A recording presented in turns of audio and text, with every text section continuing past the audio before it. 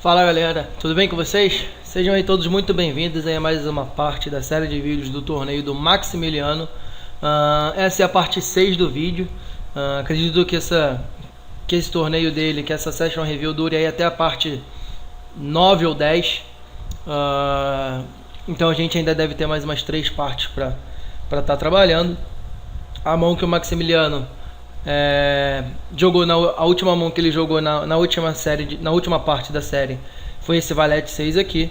Então na mão seguinte, que é a mão 162, vamos ver o que aconteceu. Um raise do cutoff, um call do Big Blind, e o Maximiliano acaba dando call. Eu não gosto muito desse call para estar jogando fora de posição um pot multi-way, porque o open raise inicial ele tem 10 blinds para trás. Então com 10 blinds para trás a gente não vai ter implied odd suficiente para que esse call aqui seja lucrativo. E por quê? Porque a gente não tem a certeza que a gente vai conseguir stakear esse vilão com 10 blinds, sendo que o nosso stack tá ali com... A gente tá deep stack, a gente tem umas 40 blinds mais ou menos, umas 33 big blinds. Então a gente acaba dando call aqui para jogar por 7 valores, só que no médio a longo prazo a gente não vai acertar a nossa trinca. E nas vezes que a gente acertar a nossa trinca, vai ser muito difícil extrair fichas desses dois jogadores aqui, extrair muita ficha desses dois jogadores. Então eu prefiro foldar esse par de 2 aqui. E aqui pós-flop, no flop, eu acho bem ok você optar pelo check fold. Próxima mão a gente tem aí em torno de 25 big blinds. O vilão abre o TG, você dá call aqui de valete 9 suited. Eu não gosto muito desse call aqui, principalmente porque a gente já está ali na faixa de 20 a 25 big blinds. Então a gente vai estar jogando fora de posição aqui com raise do TG, que já demonstra que de forma geral o range do TG já é um pouco fechado, já um pouco mais de valor ali no TG que esse jogador pode estar abrindo. E são valores que estão dominando o valete 9 suited aqui nesse tipo de situação. Seria diferente, por exemplo, se a gente estivesse no botão e um jogador abrisse do cutoff. Aí sim o valete 9 suited jogaria um pouco melhor. Mas nessa situação aqui eu prefiro foldar. A partir do momento que a gente dá call, a gente também cria uma situação perfeita para o Big Blind acabar indo all-in aqui como re-steal, como squeeze, e a gente acabar tendo que foldar a nossa mão. A gente flopou 2 pontas, o vilão cebetou, você acabou pagando, acertou a sequência no turn, deu check, ele deu check behind, e aí river você checkou de novo. Com esse check behind dele no turn, cara, acho que tem grande chance dele de check behind no river. Por quê? Porque, de novo, o range dele não é um range forte. Vamos supor que ele tenha par de ás. Par de ás eu acredito que ele não jogaria indo de check behind no turn. Ele sempre apostaria esse turn aqui para extrair o máximo possível. Então o range dele aqui, sei lá, talvez um ás e 10 ele possa dar check behind. Um 9-9, talvez ele possa dar check behind. Algum 8 ou 7 ele possa dar check behind. Então acho que a maioria das vezes aqui, quando ele dá check turn, ele tem um valor médio, não tem um valor muito forte, não tem o topo do range, e a tendência é que vá de check behind no river também. Ele acabou apostando 2.700. Talvez se ele tenha, por exemplo, um top pair de 10, ele possa apostar. 2 pares de 10 e 7, 10 e 8. Por mais que eu ache difícil que ele dê check behind no turn, são mãos que podem estar apostando aqui. Você acaba fazendo 6.000. O único problema de fazer 6.000 aqui é que a gente, na grande maioria das vezes, não vai tomar call de mãos piores que a nossa. Se ele tem ás e 10 aqui, ele tem que foldar esse ás e 10 dele. Ele acabou dando call e mostrou ás. Eu acredito... Então a minha leitura estava errada, eu coloquei ele num range de que não tinha o topo do range aqui. Eu acredito que a tendência é o ás é betar as 3 streets. Então ele jogou de forma, acho que bem passiva esse par de ás aqui. Por mais que o 7 seja uma carta que conecte mais o nosso range, tem muito mais mãos ali que ele toma call. E analisando a jogada da visão do oponente aqui de Ás-Ás, se ele aposta nesse river e toma um raise, ele tem que foldar esse Ás-Ás, porque as únicas mãos que aplicam um raise nesse river contra esse par de Ás, ou é sequência, ou são trincas. No máximo, acho bem difícil que 2 pares também volte. Então, quando ele beta aqui, ele tem que dar bet fold no river, porque ele só vai estar tomando raise de mãos melhores que o Ás-Ás aqui. Beleza? Então na mão seguinte é um Ás e Dama, abre mini raise, e ninguém paga. Próxima mão 183, ele abre o valete 8 suited, toma 2 calls. Aí aqui tem que ser betar, cara, eu acredito que tem que ser betar. Você tem um backdoor flush draw, você é o agressor. Um board de dama 5, desculpe, dama 5-4. Não é um board que acerta o range deles dois aqui, então na grande maioria das vezes eles vão nessa mão aqui para ir de check fold no flop, porque não vão acertar nada. Então aqui acho que eu sebetaria, faria em torno de 2.200 aí. Acho que cumpriria muito bem o meu plano. Se acabou acertando um segundo par aí, deu call no turn, acho ok. Mas eu fold o river. Acredito que o vilão não faça muito isso com blefs, principalmente num pote contra 2 jogadores. Se fosse um pote que a gente tivesse heads up, eu acredito que teria mais chances do vilão blefar nesse tipo de spot. Mas jogando contra 2 aqui, esse cara já foldou, mas jogando contra 2 é bem difícil ele blefar um tipo de situação. Então faz muito sentido ele jogar todas as damas, todas as combinações de dama assim. Faz sentido ele jogar valete dessa forma, talvez um Ás valete, por exemplo. Talvez um 7-8, por exemplo, um 7-8 de copas ele joga assim. Então acho que tem muito mais range de valor tem muito mais mãos de valor no range dele do que blefs aqui. E a gente está ganhando aqui de pouquíssimas mãos. Talvez um valete pior, um valete 7, por exemplo. É a única mão que a gente está ganhando aqui. Então eu prefiro foldar aqui nesse river.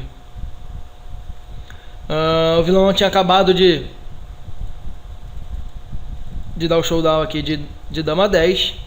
E o dama 10 é uma mão que faz muito sentido ele jogar dessa forma.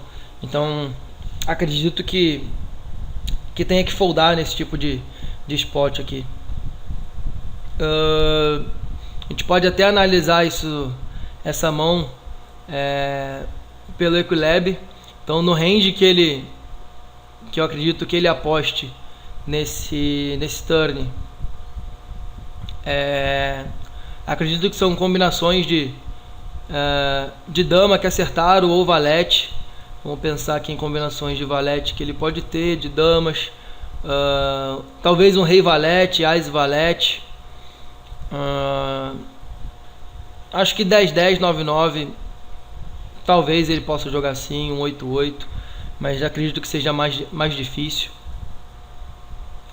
Então são mãos que tem mais equidade que a nossa. Então vamos jogar aqui no Equilab para ver como é que ele jogaria esse tipo de mão. E como a nossa mão como o nosso valete 8 suited, de quanto de equidade a gente tem no river aqui. A gente tem 27,5% de pot odds para dar call no river. A gente tem valete 8 suited, inclui o board que é dama de espada, 5 de paus, 4 de copas e valete de copas, river 6. Então do range que eu acho que esse vilão ele aposta no river, que inclui algumas trincas, talvez a gente pode até incluir aqui um 5-5 e um 4-4, que foi o que eu coloquei agora. Alguns pares aí de valete até 8-8 ou 7-7. Pode tentar até incluir um 7-7 que ele acaba tentando transformar em blefe. Ás e dama, ás e dama suited, ás e valete, rei valete suited demais, dama 7 suited demais, valete 8 suited demais, 7 8 suited, principalmente de copas aqui eu acredito que ele possa jogar assim. Ás e dama off, ás valete off, rei valete off mais. Algumas combinações de dama, eu coloquei de dama 7 off e valete 7 off. Talvez ele possa jogar assim.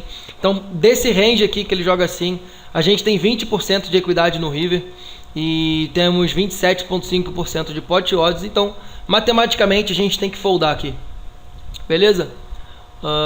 Então, vamos lá para a próxima mão. Aqui é um ás e valete. O vilão abre aquele mesmo vilão que é um vilão donkey que dá muitos bets pós-flop pequenos. Ele abre mini raise aqui do TG, você fleta do botão. Eu acho bom porque você mantém todo o range do vilão na mão, não faz ele foldar nenhuma combinação de mão pior que a tua. A gente acerta o top pair. Não é o vilão que faz os bets pequenos, é um outro jogador aqui, desculpe. Mas ainda assim a nossa mão continua tendo valor e eu jogaria da mesma forma, eu não tribetaria esse ás e valete. E aqui eu continuo dando call, acredito que não tem por que a gente dar raise. A partir do momento que a gente dá raise, a gente faz ele foldar muitas combinações de mãos que se abetam esse flop aqui, mas que se abetam por blefe ou que vão foldar achando que a gente representa muita coisa. A gente faz ele foldar muitas mãos que a gente está dominando. Então aqui eu mantenho o range do vilão inteiro dando call ainda. Foi isso que você fez, bate o 7, ele beta 2.400 num pote de 10 mil. Acredito que ainda tenha muito valor aqui na nossa mão. Ele pode estar fazendo isso com muitos ases. Ele pode estar betando ainda flush draw. Ele pode estar betando ainda broca. Então são mãos que a gente está ganhando, que a gente está dominando e só estamos perdendo aqui na minha visão. Pro ás e dama, pro ás e rei, talvez pro ás e pro 10-10. Acredito que ás e 10-10 aqui façam size maior, assim como o ás e rei. Então acredito que a gente esteja na frente do range dele. Quando bate o ás e rei, ele beta 800. Aqui eu tenho certeza que ás e rei, ás e 10-10 ele não tem. Muito menos o flush, que caso ele tivesse betando flop turn também no flush draw, ele faria um size maior aqui no river. Então aqui não tem por que a gente dar raise e transformar o nosso valor em blefe. A gente tem que dar call, porque aqui eu me vejo ganhando ainda de alguns blefes. Ou talvez vamos supor que ele tenha rei dama e acabou acertando o valor do rei aqui e resolveu dar uma value bet muito pequena aqui de 800 no pote de 15 mil. Continuo ganhando do ás e 9, do ás e 8, do ás e 5 também. São mãos que estão no range dele e continuamos ganhando também de todos os blefs possíveis. Então a gente acabou dando call. Ele realmente tinha um ás muito mais fraco do que o nosso. E que caso a gente desse raise, ele foldaria esse ás e 13, não é o que a gente quer, fazer o vilão foldar mãos piores que a nossa. Puxamos um bom pote agora. Na mão seguinte, a mão 192 é mais um ás e rei. A gente abre mini raise e a jogada passa. Na mão seguinte, o vilão aqui, o easy 19-12, entra de limp e aqui a gente tem que dar raise. A gente tem posição, valete e dama suited, que joga muito bem pós-flop. A gente está deep stack. Aí com mais de 30 big blinds. O vilão aqui também tem mais de 30 big blinds efetivos. Eu não gosto do seu limp atrás aqui. É bem ruim essa jogada. E é aquilo que a gente sempre fala. Um dos fatores mais lucrativos do poker é você manter a agressividade e agredir os jogadores. E no poker existem duas formas da gente ganhar uma mão. A primeira é tendo a melhor mão. E a outra é você fazer os seus vilões foldarem. A única forma de conseguir fazer o seu oponente foldar é você apostando, é você agredindo, é você pressionando o teu oponente. A partir do momento que a gente abdica da nossa agressividade aqui, a gente não consegue mais fazer o vilão foldar. E aí a gente só vai conseguir ganhar um tipo de mão como essa, tendo a melhor mão aqui. Só que na maioria das vezes a gente não vai ter a melhor mão, na maioria das vezes a gente não vai acertar o board. Então é muito melhor que a gente jogue sendo o agressor, mas ainda assim com a possibilidade de ter a melhor mão. Então aqui eu faria em torno de 2.000 fichas, 2.200 fichas, para isolar aqui. Não quero jogar um pote contra 3 jogadores, quero limitar aqui essa mão para jogar contra 1 ou no máximo 2 jogadores, principalmente contra o Easy 1912, que é o Open Limp. Bate 8, 8 e 5. Aqui a gente não tem como CBtar, já que a gente não deu raise pré-flop. Bateu 9, a gente não tem valor aqui. Muito difícil fazer o vilão foldar aqui algum valor que ele tenha. Então aqui a gente vai ter que ir de check até o fim. E a gente já perdeu a oportunidade de ganhar a mão pré-flop. Caso a gente tivesse dado raise pré-flop, poderia ter CBtado nesse board 8, 8, 5, 5. Na grande maioria das vezes o vilão ia de check fold, a gente puxaria uma mão de forma muito fácil. Então galera, essa foi a parte 6 aí da nossa série de vídeos. Espero que vocês estejam gostando. Não deixa de mandar o feedback de vocês, comentário ou dúvida em alguma mão. E a gente se vê aí até a próxima parte, beleza? Forte abraço para vocês e muito boa sorte aí nas mesas. Valeu!